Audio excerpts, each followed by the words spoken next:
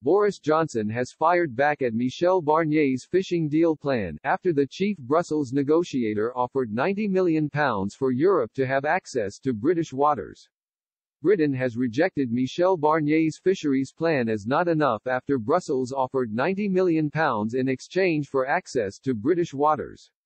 Boris Johnson's team has deemed the figure proposed by Brussels as too low and not enough, as Britain demands EU ups its offer if its fishermen want access next year. According to RTE's Brexit Republic podcast, Mr. Barnier suggested offering around 15% of the total worth of fish European boats catch in UK waters each year as payment to the UK, which would amount to £90 million. The Europe editor Tony Connolly explained, Barnier has spoken about the €650 million worth of fish that the European fleet catch in British waters. They want to take that and see how much of that can be passed over to UK boats.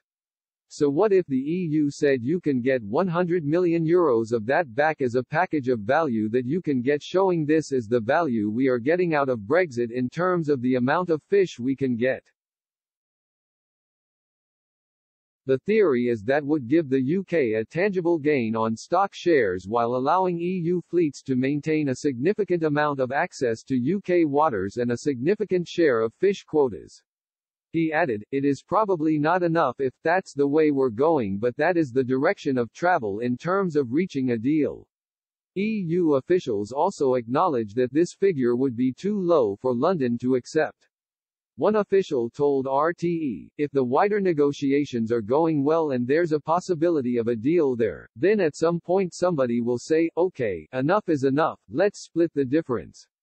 Mr. Connolly said that EU leaders have admitted it will suffer a drop in quota. He continued, EU member states will try to do some burden sharing amongst themselves so not one single member state takes all the pain of the quota loss.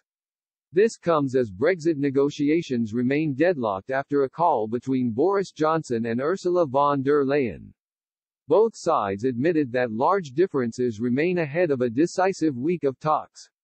The European Commission President and the Prime Minister both highlighted the contentious issues of EU access to British waters and agreement on future rules to ensure fair competition.